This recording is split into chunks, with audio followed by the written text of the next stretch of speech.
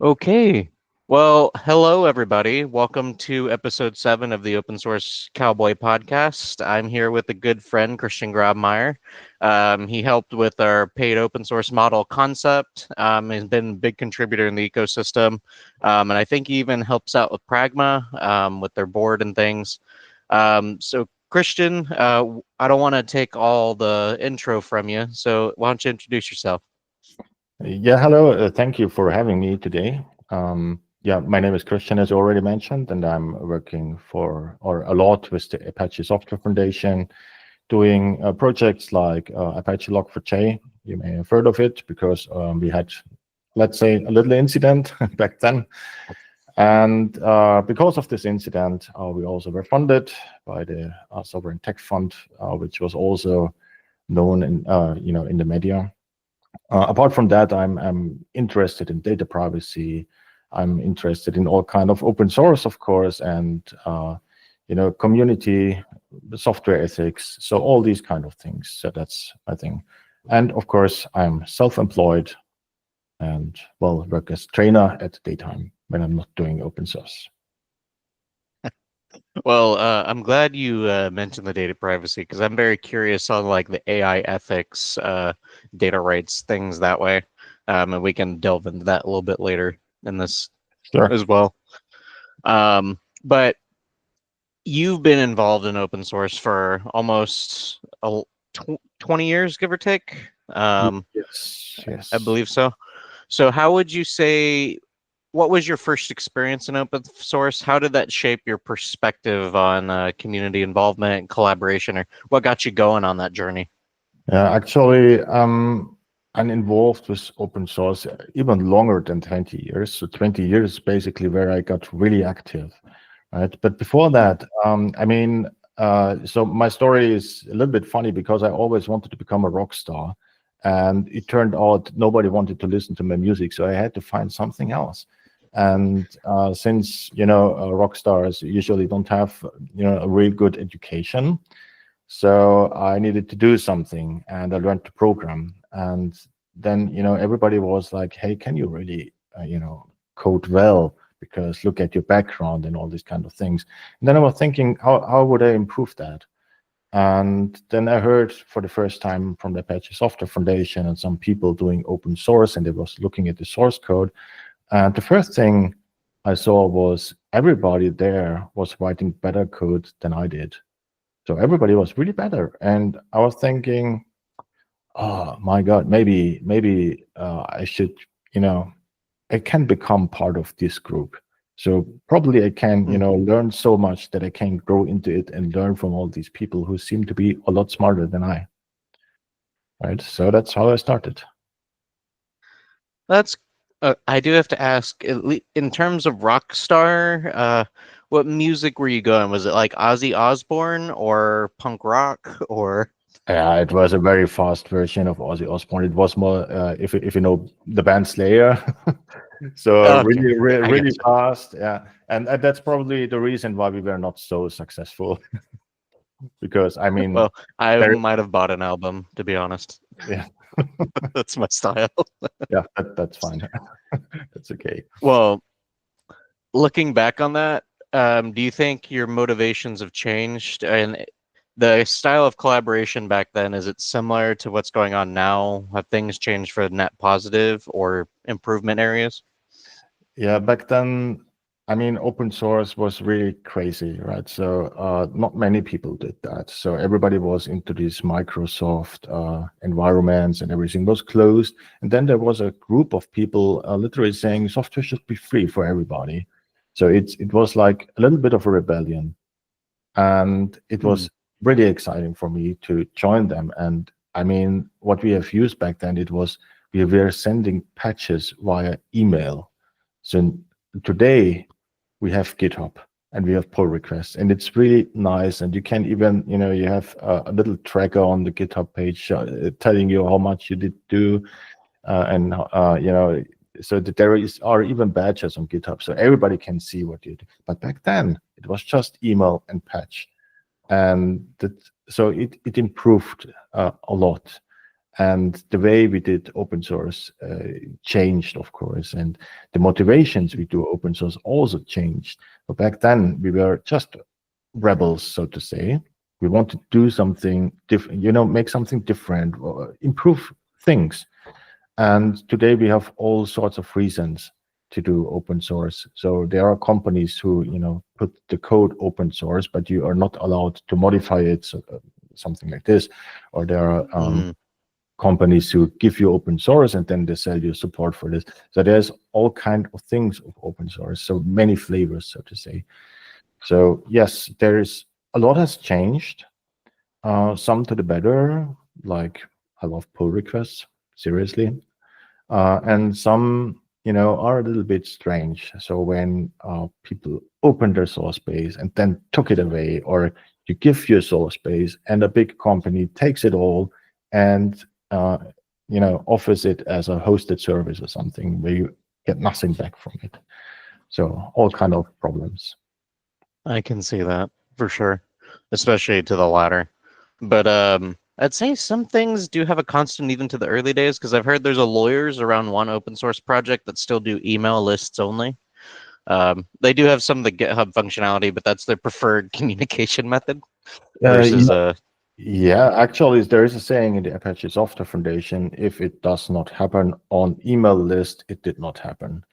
So, well, this still exists, this mantra, and email list is actually very important because, I mean, if you have it on email, then it's like a protocol, right? So you can see it even 20 years later. If you want to go and understand the decision we have done like 20 years ago, then you go to the email list, you can research who said what. So everything is there. We state everything. And do the same thing with a chat. So like Slack or something like this. So I mean Slack is a good product, but have you ever tried to find something? So probably I'm too old for this, but I'm never finding anything in Slack. So I really have problems. Yeah. It's true. Well, and then when you're having a centralized data entity, things may get lost depending on the success of the platform. Yeah, So right. I mean, emails kind of are forever. yeah, I mean, I am not saying email is the solution for everything, and I really would love to see email go away, but I don't have a better solution. And since I don't have a better solution, well, I just shut up and make me. Well, with the Apache Software Foundation, can you elaborate kind of how their approach to open source management, the collaboration methods? Because so far on the podcast series, I've done a lot of Linux Foundation, Hyperledger, discovery type things, and Apache is kind of the other side, I'd say, of the pond for how that community management works.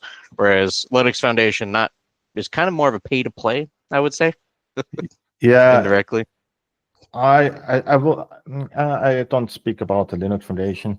So, but you Oh, are right. They have a very different model and a very different approach. One friend once said it's like a foundation factory or so, something like this. So a foundation yeah. which creates other foundations. So yeah. So with the Apache Software Foundation, it's all a little bit different. It feels archaic, so to say, really ancient. So it's many people were very, who have high ideals of what they're doing. So they try to keep it all together the old way, right? So they're really trying to improve something and give their software out for free. So making money is literally not on the table, right? So the foundation Mm. collects some money from donations or donors to keep everything running and available for the rest of the time. But so committers or project committee members, so they are not paid at all. So everything needs to be voluntarily. So what we have is we have a project, or we have many projects, and they decide alone what they do and what they not do. They're doing it with a special voting system, like we have +1. So you can see a lot of emails saying +1 or -1. +1 means I'm okay with that, let's do it. -1, of course, the opposite. So they Mm. are very free in how they operate the project. However, there are a couple of rules, of course, that bind them to the Apache Software Foundation. So, an example, they have to use the Apache license. They have to, put all of the source code on Apache servers, and so on and so on. So if you want to join the Apache Software Foundation, you would just go to the project and start to send in patches or today pull requests, and or probably talk to the people on the email list. And at some point when they see you're, a valuable member of the community and you're around for a long time or so, they invite you. So it's not, you don't have to pay anything. They just invite you because they see you're valuable to the project. And then you're Mm. in, you're committed. After a while, you can, earn more trust and can become a project management committee member, so PMC member. And as a PMC member, you have a binding vote. So you can vote in other committers, or you can vote on releases, or you can make any kind of decision that's on the project. So what's important for these projects is that almost everything we discuss around this project is public. You can read almost everything on public mailing lists, or it should be Hmm. like that.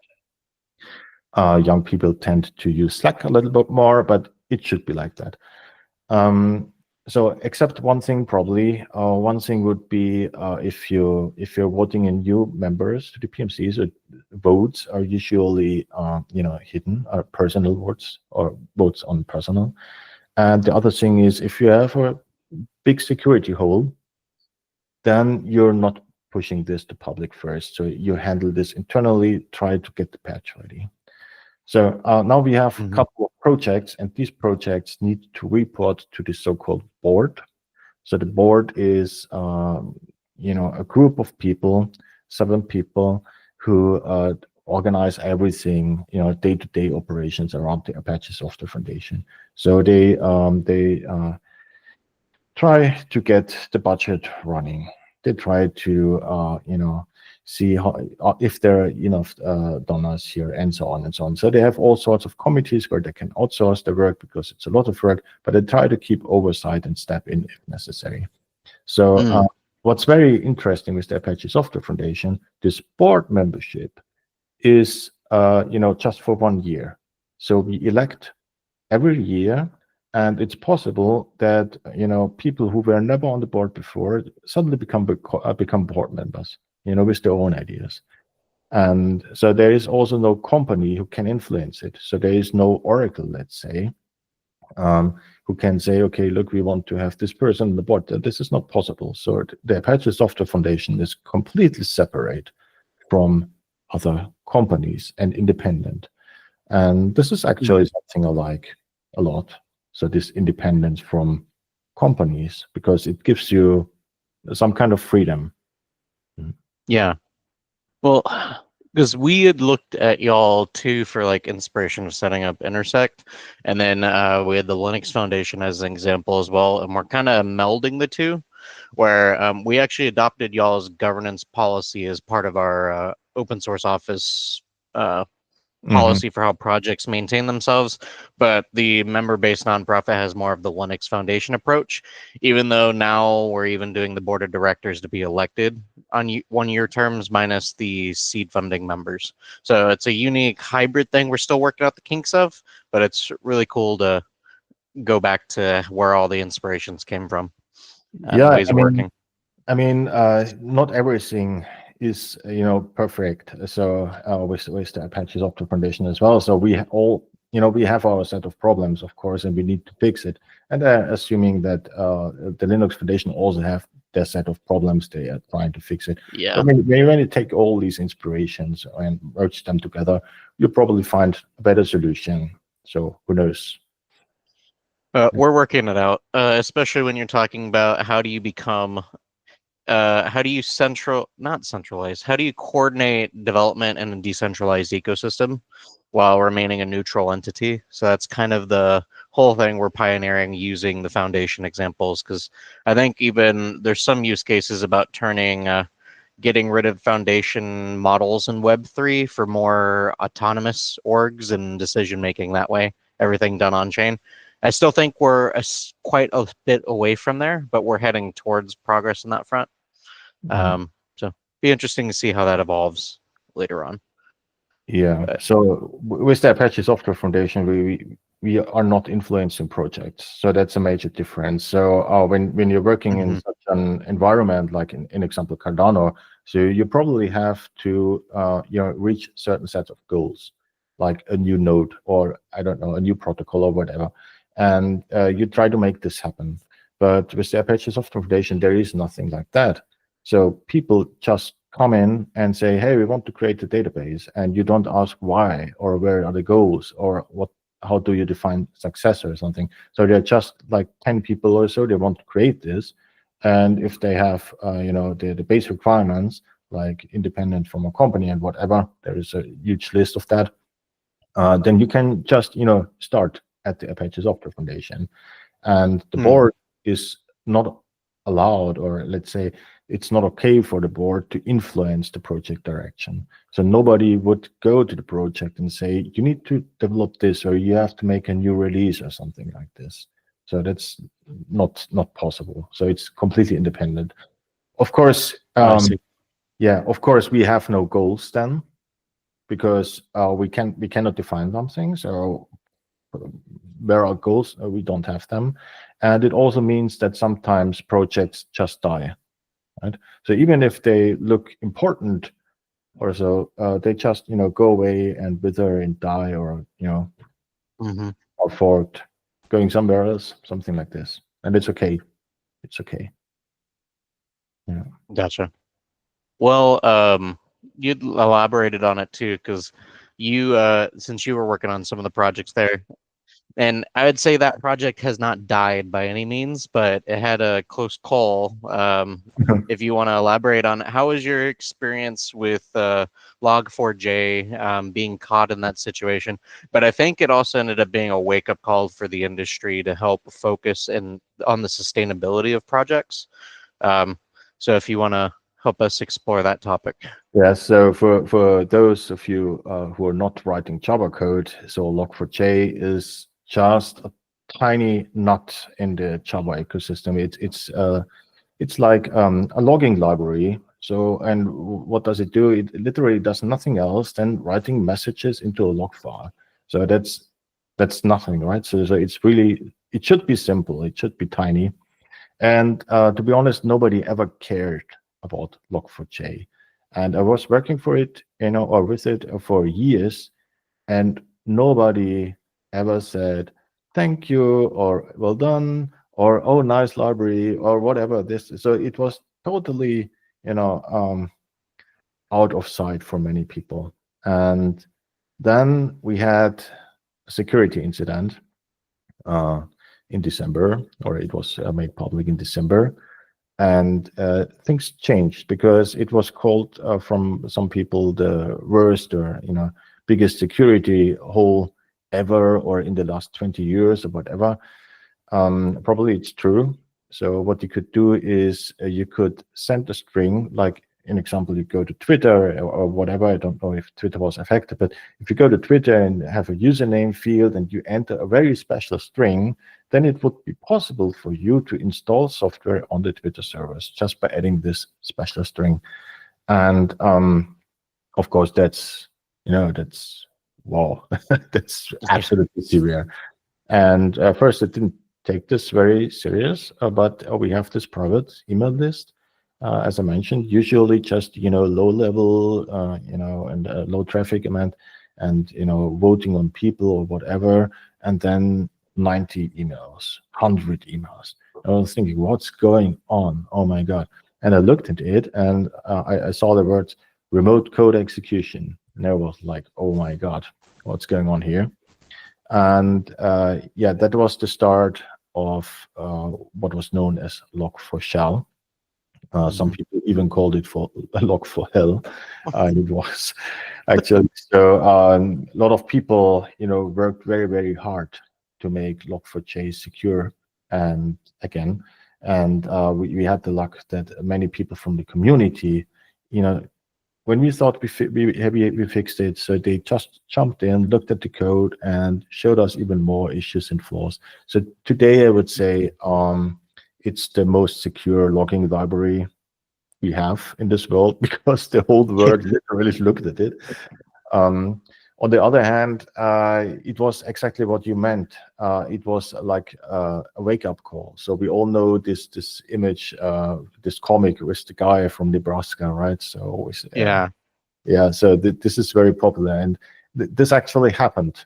So unthankfully, never paid anything. We wrote this lib, gave it to everybody for, we wanted to make the world better, and then something broke, and we got hate mails. Yeah, we got phone calls like, "Hey, can you fix your stuff right now because I want to go to vacation," or something like this. So it's really so everybody and his mother was affected, and even my son came down from his room and said, "Dad, I have a problem with Minecraft." And I was saying, "Not right now. I'm fixing the world's biggest security hole, or I'm trying to understand what's going on." And no, it's really a problem. It says we have a problem in Log4j. I don't know what it is. And it was like, oh my God, my son is sitting upstairs and he is suffering from a problem that my team caused. It's, well, okay. So Log4Shell was Huh. everywhere, right? Okay. And at one day, we even heard there was a hearing in the White House around Log4j and open source security. And man, I can tell you. So I was never in the US. I will go now in October, I think. But I was never in the US before. And I was thinking, that's my chance. I can go see the White House, probably speak to a couple of people.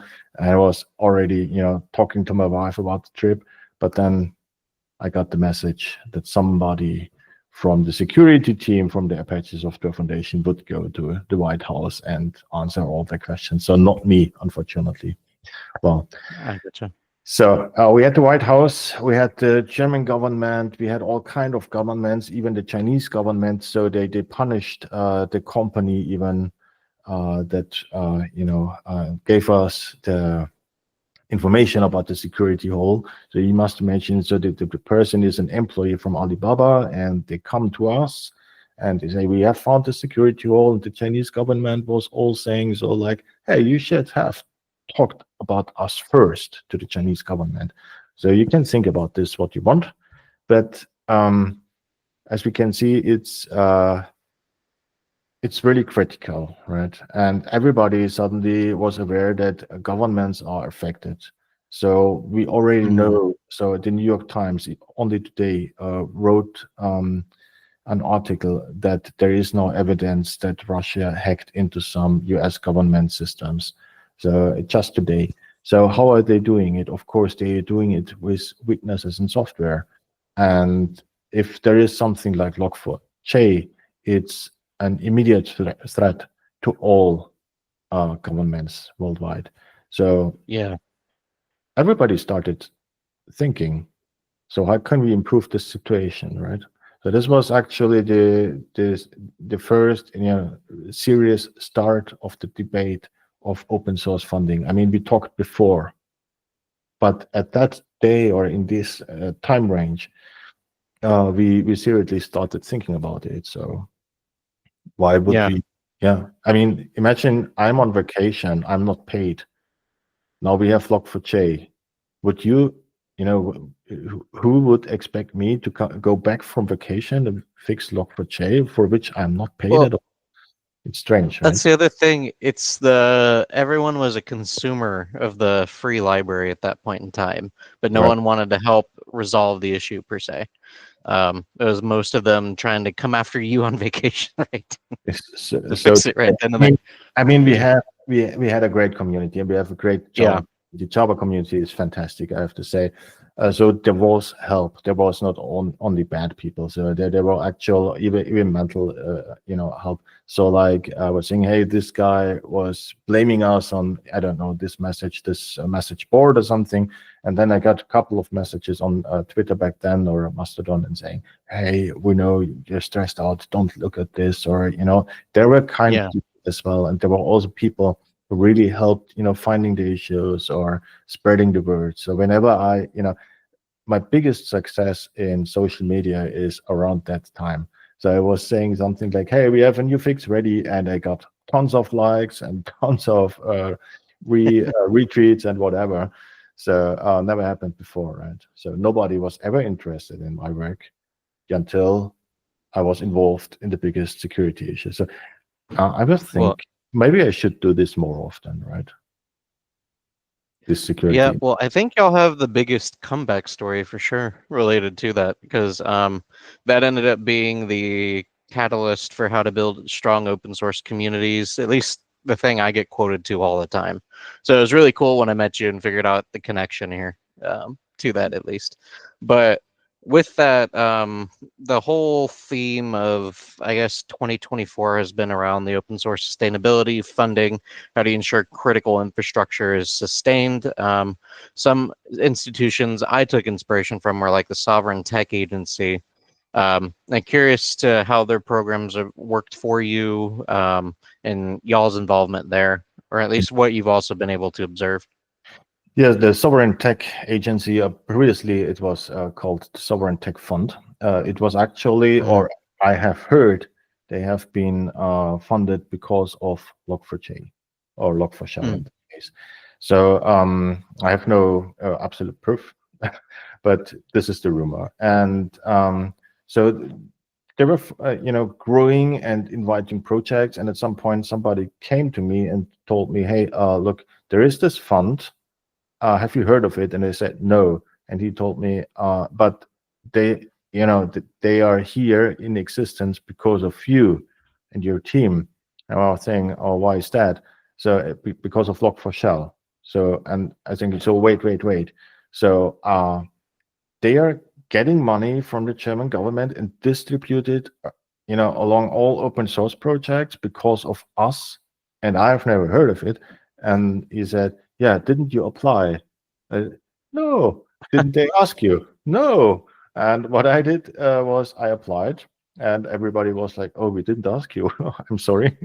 And it actually a little bit funny, and but it was, very quick that they supported us, and so really a lot of money on us, and mm. it was really cool at first. They were talking to me and saying, "Christian, we are giving you this money. You find your people and resolve all these things." And I went to my project and said, "Hey, guys, we are rich. I have a lot of money. I want to give it to you. Who wants to come and join?" And everybody was like, "Oh no, I have no time. Oh no, I have a job. Oh no, I have, I'm going to retirement, whatever, you name it." A couple of reasons, and only two people actually were willing to step up and take this money. And I was thinking, so how is this Mm, even possible, right? So, but of yeah. course, this money ended at some point, right? So I've calculated 1 year and a half or so, and then the money stream ended literally. And most people just, they had these jobs, permanent jobs. They didn't want to go out of the security or safety. So they didn't Hmm. take it. And now we ended up with a small team and started working. And I have to say, in the beginning, it was strange, right? So because I was in control of this money and I have to distribute it, and everybody was a little bit afraid. So do we really receive this money? Do we really get it from the STF? And so on. So we didn't know them actually, but it worked very, very well. So we all received the payments in time, and we had very good connections with them and collaborated very well. It was really exciting and good. Um, but throwing a lot of money on a project is not the solution for everything, right? Yeah. Because when you throw a lot of money on a couple of people, even when the others said no, even if they rejected it, then you still have two groups of people: the one who took the money and the one who didn't take it, right? And the one who didn't Mm, take it, they cannot spend so much time on the project like the one who took it, because they are not supposed to work full time on the project, while everybody else is supposed, to work in their spare time, so to say, like, I don't know, 2 hours a week or 4 hours. So now we had this situation that we were very, very fast, and the others needed to catch up. So this, of course, also brings some tensions into a project. So we need to take care Hmm. that everybody sticks with the project, because the money stream will end, and then we don't have these developer power on the project. What then? So yeah, this is definitely helpful, and I know that the two people who I worked with, one of these persons found a very good job afterwards. So I think, or I believe, he's very happy. So that's what he told me. And I know from the other person who came out from very, let's say a job he doesn't, which Hmm. didn't fulfill him very much. So he's now also happy and well known in the community, and I hope he finds his way. So it turned out very well for us, but it was a learning curve, I have to say. And since the money ends at some point, well, Well, that's an interesting point to bring up too, because the whole theme, I think everyone gets so caught up on getting the money for the projects, doesn't focus on how it can do a culture shift on the project from how they're operating already, like you've highlighted, and how it's more than just money doesn't fix all the problems. It's still the people who build the stuff. right. So how would you say are other ways to help with the sustainability and the maintainer burnout, i.e., recognition systems, things like that? Or I don't have a perfect solution for this. So I don't think anyone has found something like this right now. I think also because we have so many different kinds of projects, it's one solution doesn't fit them all. So if I look yeah, at projects that run in the Cardano ecosystem, an example, they are sometimes strategic, still open source, but strategic, and they need funding, so they thrive. But when I look at the project like Log4j, this is probably one very well known project in this world. Of course, everybody is using it, or everybody in the Java world, but or many people, but it's not that we have a very specific goal in mind, or so it's not strategic for a company or something. So this is very different, and sustainability is also very different. So if I run around right now and ask, hey, who wants to pay Log4j maintainers to do their stuff? So then the answer is exactly what we had like 2 years ago or 3 years ago. So nobody steps up. And now, how do we prevent this kind of burnout? So this is really complicated, because so like in the Apache Software Foundation, we there is no guidelines or something like this how to reach funding, or how to deal with that. So people just try to do something, and now there are all these kind of organizations that just grow and promise companies that they can, pay a couple of invoices, and then they will be helped in case of an emergency. So from real experts, probably this works, but honestly, I doubt it. So today, or no, yesterday there was an initiative on the GitHub website, so announced. It's on the GitHub blog, yeah. and they say it's the GitHub open source. I forgot the name actually. So just let me just look up the name here. Uh, Thomas Doki, I think his name is. He just stepped down from GitHub today too. Yeah, yeah, Um, and uh, actually, we have been part of this first group. So it's basically they provide a training for open source developers to make their software more secure. And mm, this is also something you can do, which is not directly throwing money at people, but teaching them things, or getting them paid while learning things. So growing this kind of community. So what we in open source often do is we all reinvent the wheel, right? So when I look, I have seen so many projects in this specific program from GitHub, which is excellent. By the way, I really loved it. Then I have seen 20 projects, and they are all struggling with the same questions. They're all trying to fix the same problems. They're all doing the same things over and over again, like creating fuzzy testing or whatever. And I think a lot of the burden on uh, committers and open source developers today is all these things that are around our code, making it secure, making automated tests, and that now we have CRA, the Cyber Resilience Act from the European Union, or we have data privacy or whatever. You have to think about so many things, and then you have one bug, and people call you things on the GitHub issue tracker.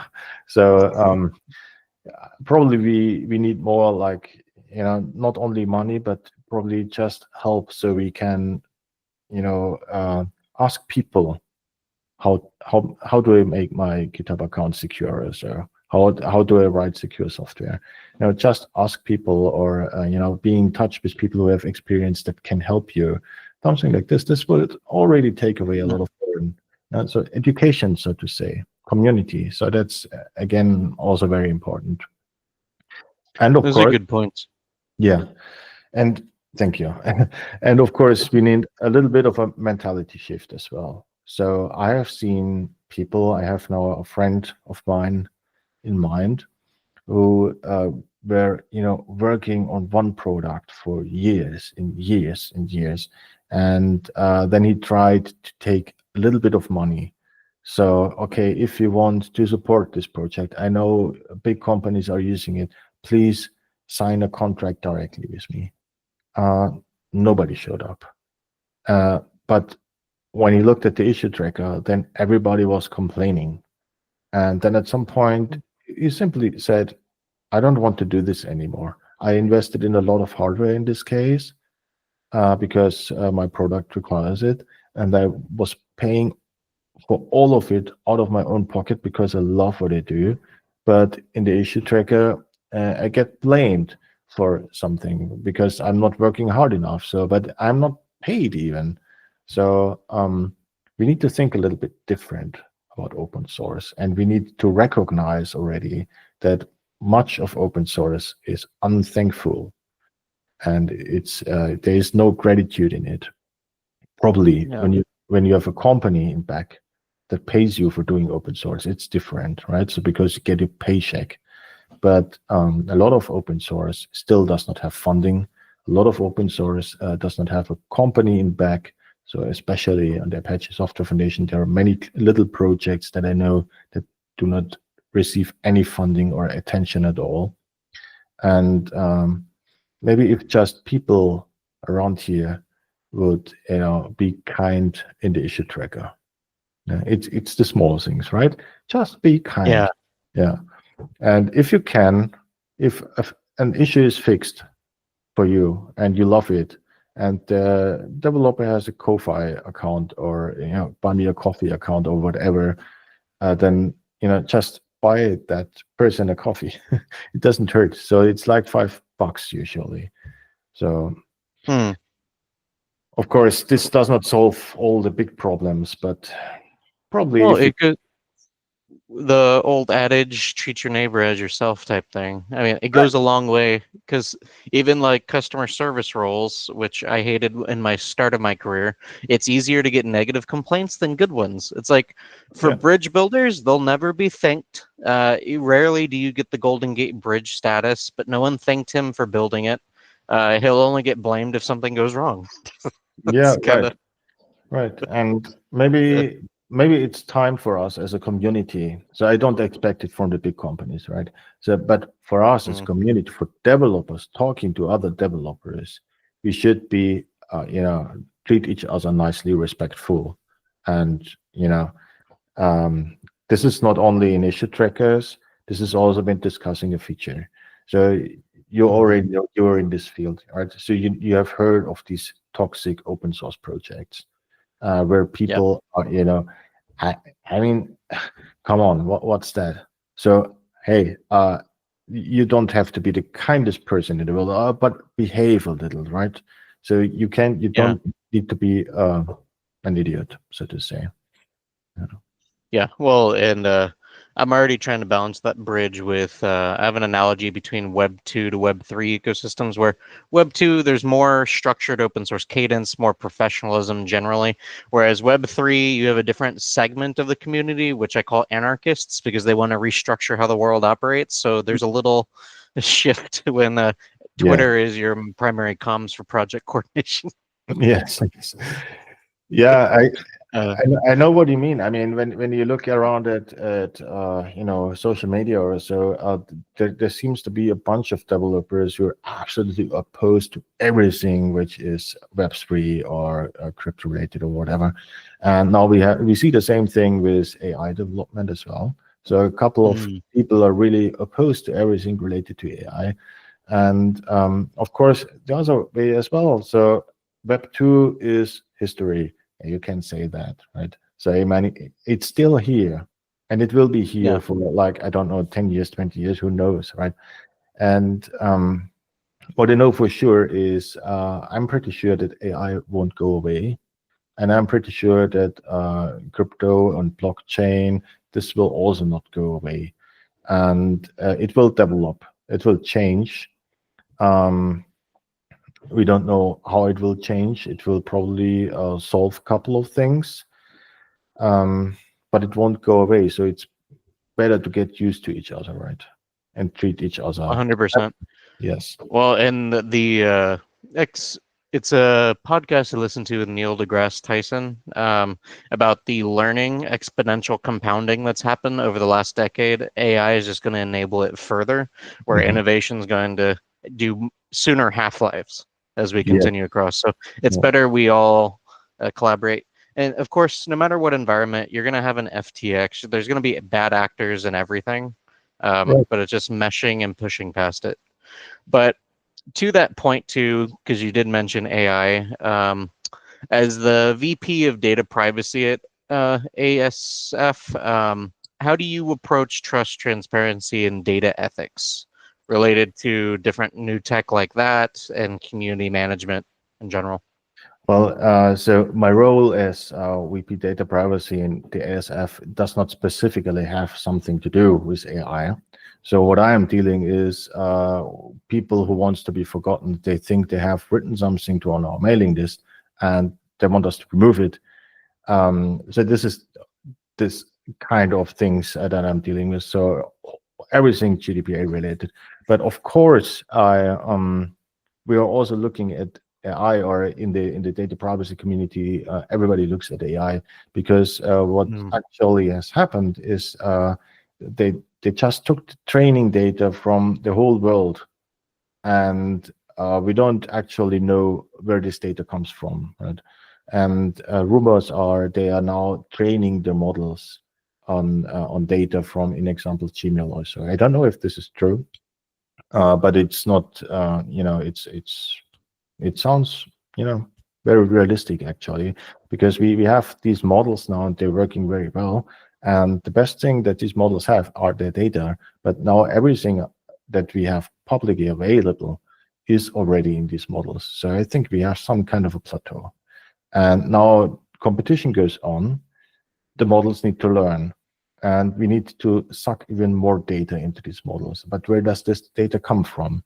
And now the question is, okay, is it okay to use your personal email for training a machine? I don't know. I don't think it is actually, because I mean, mm, uh, of course, the, ChatGPT will never tell something personal about you specifically on the chat. So I don't believe it works like this. And to be honest, I have seen many, many answers from ChatGPT. I'm pretty sure it will never work like this. So at least not in the next 10 or 20 years. Um, but of course, it's concerning. So you mentioned I have some kind of a very serious disease. So I have not. I'm healthy, right? So I hope so, at least. But I have something, and I want to talk to a family member about this. and they send a message. So I don't want this to become part of AI. I don't want it actually. Yeah. What I've seen is, a lot of many people are concerned actually. So when you look at Substack, there is the fiction community, writers, they are really all on fire. So like, hey, they did steal my books to train their AI. On the same Mm, on the same at the same day, the same writer will tell you, "Hey, I wrote a new story, published it on Substack, and I generated an AI image because I can now express." Forgetting that all these images are also somehow, trained. Like, what I want to say is, depending on from where you look, it looks either very good because it's helpful, or it looks very bad because they stole from me or something like this. So mm, yeah, uh, AI will be very interesting when it comes to privacy because European Union, EU, GDPR, they highlight privacy a lot. And yeah. we know that the US, let's say it bluntly, so we want to win the race. So from US perspective, there is a document from the White House, which is called the America's AI Action Plan. And on top of it, it says winning the race. So now we Hmm. have the European Union who says something like, "Oh, my privacy," and then we have the US who says we want to win the race, and I assume that China says the same in a way, or NASA. They also want to win the race. So which leads to the situation probably that the GDPR and the European Union, uh, I guess they want to restrict the data coming from the EU to the US. There are actual, yeah, I mean, we have no valid data privacy agreement at the moment. So it's literally Hmm. broken because we had some group that made sure that these privacy laws are all in place in the US, but the new government, dismantled this crew. So literally, we cannot exchange data right now. And I don't know. So, but the US needs that data. So this is attention already, right? So we cannot export theoretically, and we are not discussing any, you know, um, agreement on that level. So this will become attention here.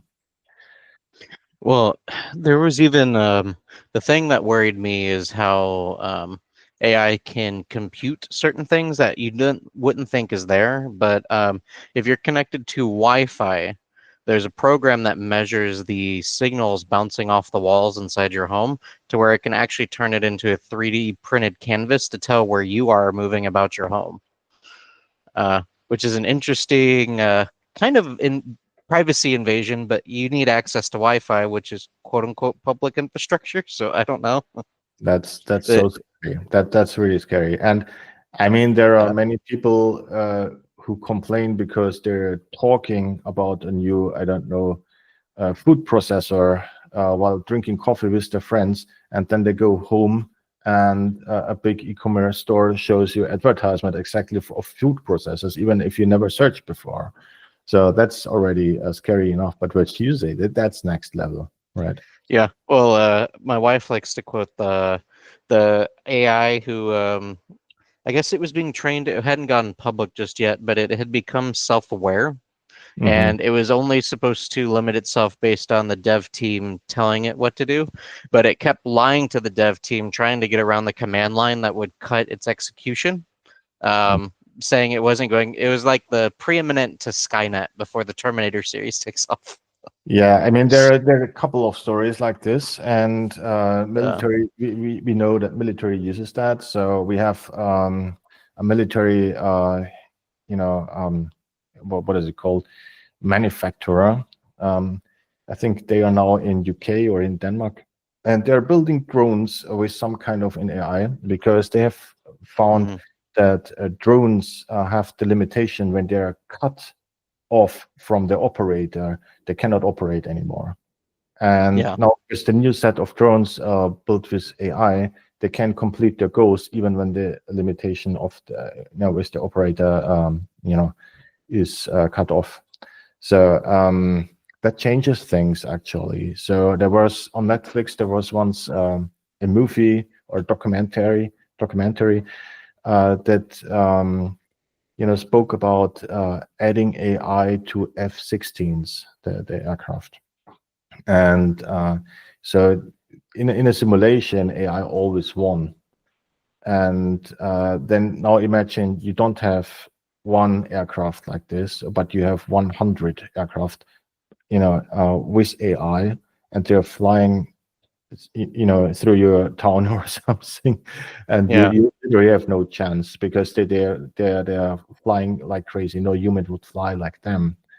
And Yeah. Well, there's the movie Stealth. I recommend a good watch because it was an experimental aircraft that became autonomous and started bringing up old U.S. case files from the history, thinking the wars were still active, going to go start national incidents, and then they mhm. actual human fighters had to go take it down, etc. But Yeah. um, So how do we fight an AI device yeah, with another AI device?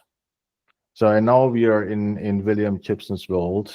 I don't know if you have read, or is it called Neuromancer, the book, where eventually, no, it's a very good book. You need to read it. I send you the link later. It's I appreciate excellent. that. Yeah, it's a little bit old, but eventually there was this AI, and it was using humans to send it to this and that place and do things. And it turns out this AI was actually fighting another AI, and Huh? so it's basically two AIs fighting each other. And that's actually also something that we see in open source already, or in computer systems.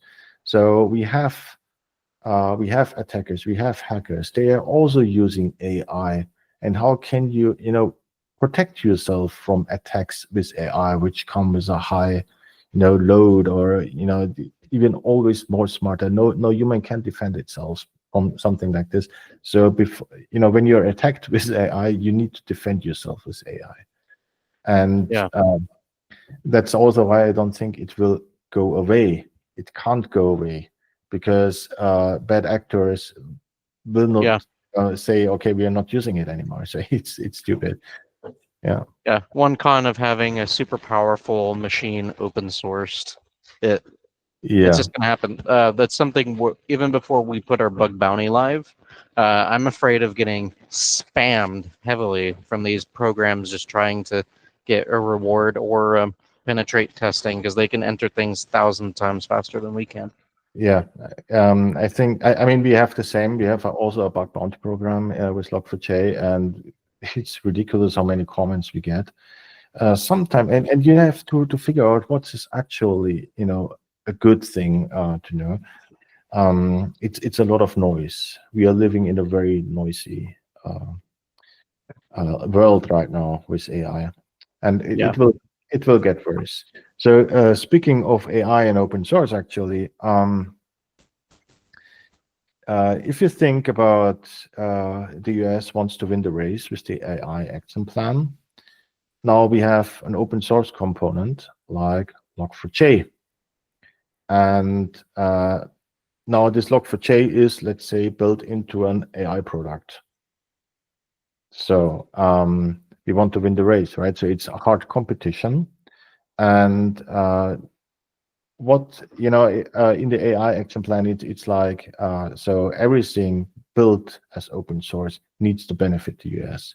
So what would happen if Log4j would add a committer from, let's say, China? mm, So they're also building AI stuff. So okay, looking at the XY security issue where we had a bad actor, pretending to be a good actor for years and adding source code to a code base, and it turned out he just pretended to be good. He added a backhole into that. So that this is actually it happened already, right? So open source that is built into something like AI, or maybe even financial systems like Cardano systems or so. Um, how do you make sure that these people are actually people, like yeah, I mean, real humans that have everything good in face, good face or good intentions, so to say? I mean, the AI action plan, it says we need to, it needs to benefit the US. So what will happen is, should we, the question will come up, should we check on every new committer that comes to the Apache Software Foundation? So do we need to check the backgrounds? Or do we get a list at some point which projects are critical for any kind of government?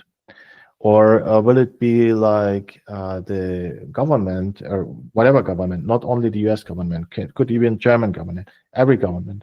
So maybe they want to control what's inside the source code. Maybe they make national forks of every open source project. Like there could be a German Bundesgit or a US national Git or something. And now they can control it.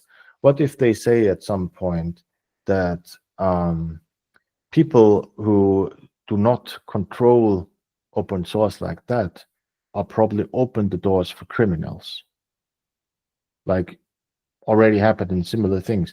So you could say it could be unpatriotic or even a terroristic act to let everyone participate in your code. Mm. Or what happens if you build Log4j into an AI product that is used by military? So actually, one story for you, rumors said that Log4j was in the Mars helicopter from NASA. And we were all so happy, and GitHub even gave us a badge. I have contributed to code which is used by NASA in the Mars helicopter. Then Log4Shell came out, and everybody knew that, and NASA was saying like, no, we are not using Log4j. So the Mars helicopter is safe, right? But Yeah. imagine we would have Log4Shell there. And now somebody says, okay, maybe this was not a coincidence. Maybe this was, it was coded like this. And now we have not this situation that people come and ask developers about, hey, how do we fix this issue? They will ask developers about, are you sure that this was not your intention? Maybe you acted in bad in bad intention or in bad faith or something. So Yeah. uh, Well, you know that's where you're starting to pull up, because open source is supposed to be a neutral geographic nation in and of its own right. So if you start putting up boundaries between these things that licensing doesn't take care of, and it becomes, like you're saying, a potential terrorist problem. It's yeah, You're doing entire disruption factor to where now you're choosing nation states as to which open source community you're a part of. yeah. I Uh, mean, I read a lot, right? So I read a lot about history and philosophy and all these kind of things. So that made me probably a very pessimistic guy. But well, when I read things like the action plan, or when I hear the news from, not only US government, but all the governments, what they are saying and how they are saying it, even in Germany, even in Europe, or wherever in mm, this world, then it starts to concern me, because every time when something is critical for a nation, uh, politics change in a way that they of course, taking it in, so they take care of it. And as you said, open source should be for everyone. It should be open. It should be for the benefit of mankind. But if you say something like, I don't know, Germany first, to yeah, well, then yeah, I'm not getting into politics. Don't worry. no, But this is against the spirit of open source, actually, and you need to be careful then. Right? Yeah, well, it goes to an example of like public infrastructure. If you build a road, everyone's using it and it's 4 lanes, and then you suddenly turn it into a toll road and there's alternatives to that toll road, why would you get mad when you're not making the money that you wanted and there's not as high usage? Because people want to Right. participate at their own coming and going. Yeah, right, Um, right. I mean, we are not there yeah, yet. But what I absolutely see is we have a lot of things to think about. So if we want to have open source in 5 years or 10 years, I'm not speaking about 50 years. I'm speaking, I think, of 5 years. Well, things will change. They already yeah, have changed, right? So open source is not the same as it was 20 years ago. Of course, it needs to change. It's okay, but now we are talking about new things. We are talking about a world in war. We are talking about the climate change will hit, so we will need to do something. And you know how it is. So when people are afraid before something, they pushing left and right and trying to do things. We have, of course, new infrastructure, public infrastructure systems as Cardano Foundation that, I mean, uh, that they make sense, so to say, contracts in Cardano, so they make sense. So, but of course, also here in this field, we have already heard, okay, what is technology from this nation and what is technology from that nation, and we prefer technology from our nation. So we have heard that. yeah. Right? Yeah. Well, even I was at ServiceNow. I guess it's been 6, 7 years. Gosh, my time in Cardano's flown by. But when Slack got bought out by Salesforce, there's an immediate culture shift within the company because their data would now be moving over to European servers. Hmm. So they completely quit the client for Slack and used Microsoft Teams to keep things on shore because that was their data concern. So that'll definitely become a bigger piece once this comes in. And then you also have political situations that I'm going to have to deal with in the sense of like how nation debt works, because I think the U.S. just hit 37 trillion. Hmm. And I was already curious how I was going to deal with that back in high school when we had the debt clock. It was a class assignment to figure out how do you balance government budget, etc. Hmm. So how bonds, stocks work, and then that's where you get into the crypto side of things, where it's like being on a gold standard indirectly. Yeah, So it'll be interesting to see how the world evolves over the next 5 years for sure. absolutely, Uh, absolutely. but since we did hit data ethics and things like this, culture shift in open source communities, what other kinds of conversations do you think are missing in the open source world that we aren't talking about that should be? Well, Is that a loaded question? I mean, what I think is a sustainability ethics community, and now what I mentioned, politics coming in. So we have already a lot on our plate. So I'm not sure what else we should talk about. But what I've seen is that many people even don't start talking. So often I come into conversations and say, okay, look, I think this is bad, or simple things like, can you treat each other nicely, maybe, or something, Mm-hmm. and or just ethical behavior, like, I don't know, changing a logo or whatever. Um, this is so complicated, and some people just say it worked like 20 years ago and we don't need to change, we just do it like every time.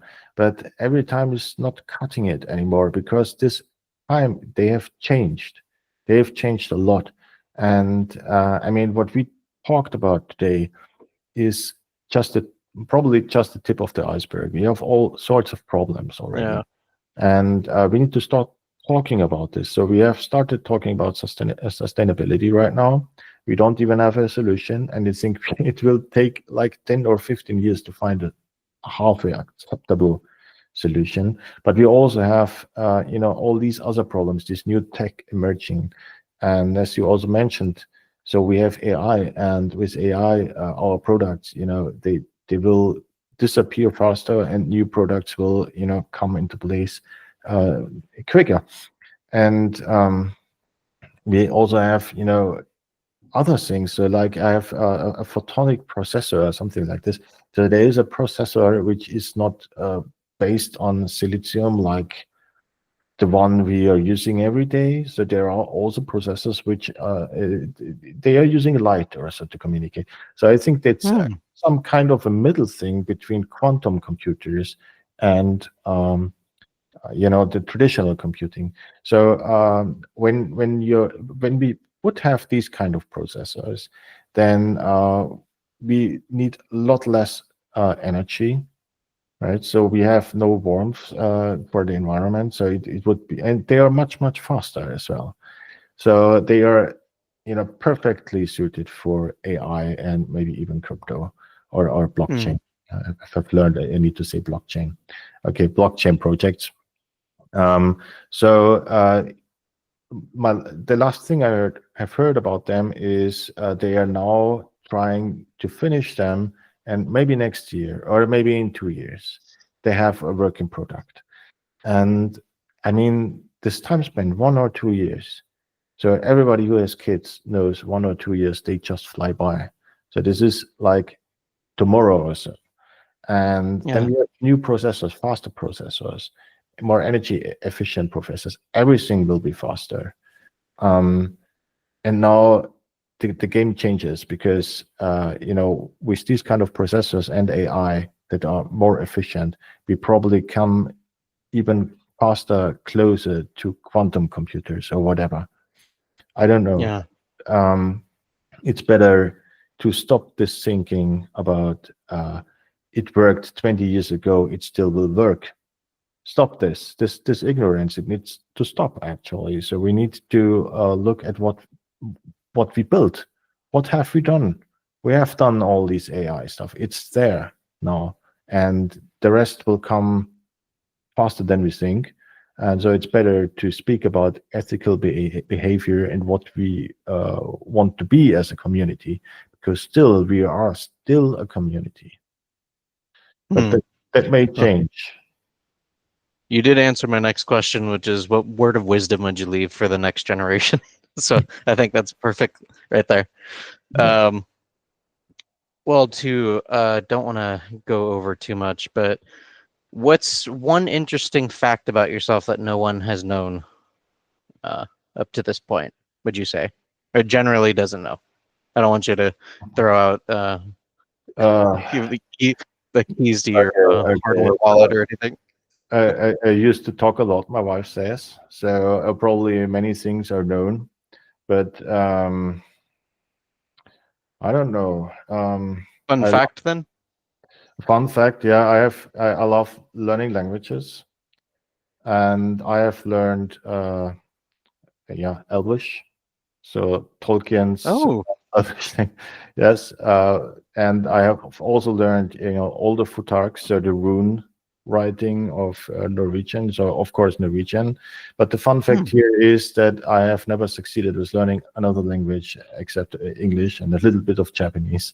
So I'm a horrible language learner, and my wife always says things. You read so many stupid books like a book about Elvish language. I actually, when you say it like this, it sounds really stupid, but yeah, that's. I think I read too much. Well, to fun fact, I'm actually a Lord of the Rings guy. I grew up with the movie series, so I used to pretend I was Legolas, just because they made Orlando Bloom look so cool. Mhm. So I'm kind of a nerd that way. So I actually endorse you learning Elvish. Okay, And and now I have something that I never told anyone except you and probably the whole world and the Cardano. So because now, as I said, that I once played live action role playing games. I don't know if you heard of that, but it's like Mhm. people. Yeah, you did. Okay, so I Which was. one did you start with? It was live action role playing is like a group of people coming together on a big acres or so, living in tents, and they're putting on Elvish or ears or something like this, costumes, so to say. And Yeah. weapons made of latex. So it was not a specific kind of game or so. We have several groups here, and they organized it. And I was wearing armor, like Yeah. I don't know how this is called, but armor and a plastic sword. It's so stupid. Well, did you get in an actual fight? Because I think at least some of the, I think it's called LARPing, right? Yeah, right. Some choose certain environments to reenact certain situations. So I guess y'all did a medieval theme. Did you get in some actual sword fights? Absolutely. Yes, I love them. And I always lost. I think I never won a single sword fight, actually. I maybe won, but that guy was old or drunk. I don't know. Oh, that's a fun one.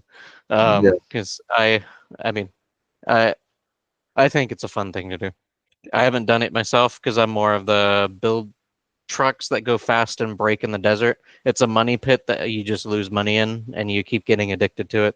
Hmm. Uh, Yeah. but Also, yeah, yeah. Well, uh, last time I did it was like, oh my God, 26 years ago or so. hmm, Probably, probably I should do it one more time.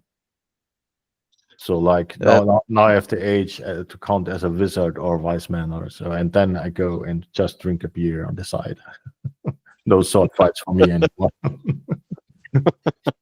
well, I think they even did a quick cameo of it in the one of the recent Marvel movies where I forgot the guy's name with the bow, but he needed to go get his bow back, and it was actually someone was using it in a LARP contest, and so they actually did a fight with the actual superhero to get his bow back, and he was losing the battle for most of the time. But Oh my god. fun little side reference for it.